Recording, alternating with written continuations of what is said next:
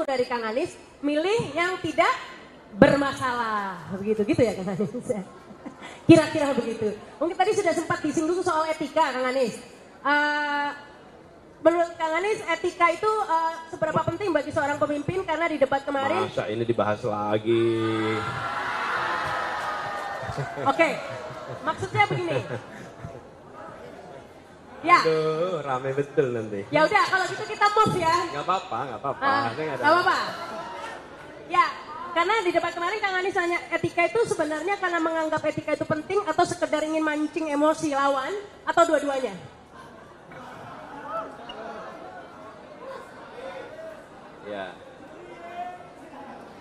Ya, gini. Berdiri lagi ya. Jadi begini teman-teman, kita melihat fenomena yang terjadi di bangsa kita. Apa itu? Kita menyaksikan kompromi yang dilakukan secara bertahap kepada prinsip-prinsip kode etik. Itu kita kompromi pelan-pelan gitu, dikit-dikit. Karena dikit-dikit maka tidak terasa. Jadi kita membiarkan penyimpangan itu bergerak pelan. Akhirnya kita merasa tidak menjadi masalah lagi. Nah, siapa yang harus menjadi penjaga etika? Yang menjadi penjaga etika itu semua yang pimpinan. Kalau di kampus, rektor. Rektor itulah yang menjadi penjaga utama. Ketika ada pelanggaran kode etik akademik, siapa yang harus menjaga? Rektor, Dewan Guru Besar, ini yang menjaga. Supaya integritas akademik itu terjaga. Nah, integritas nasional juga begitu. Jadi, karena itulah saya melihat ketika ada keputusan dari MK, kan ada keputusan.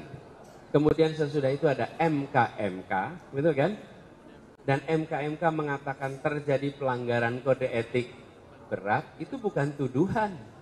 Kita tidak menuduh, itu adalah keputusan dari MK. Jadi saya tidak menuduh, saya menyampaikan fakta. Karena itulah saya kemudian tidak bertanya tentang langkah, saya bertanya bagaimana perasaan mendengar itu.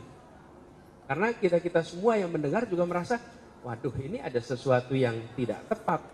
Bila negeri ini kompromi pada kode etik, maka pelan-pelan urusan lain akan rusak. Apa yang terjadi? Yang saya istilahkan ordal. Merasakan kan?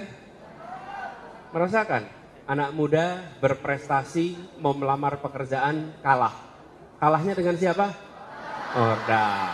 Ya. Anak muda berprestasi bidang olahraga mau ikut kontingen PON kalah. Kalahnya dengan ordal. Itu dirasakan. Kemudian panitia nih. Panitia 17-an aja. Aturan main udah dibuat. Di tengah jalan aturan main diubah. Kalahnya oleh siapa? Guru ingin diangkat, kemudian yang berprestasi, yang sudah bekerja lama nggak diangkat, yang diangkat yang punya. Nah itu menular. Kalau yang paling puncak kompromi,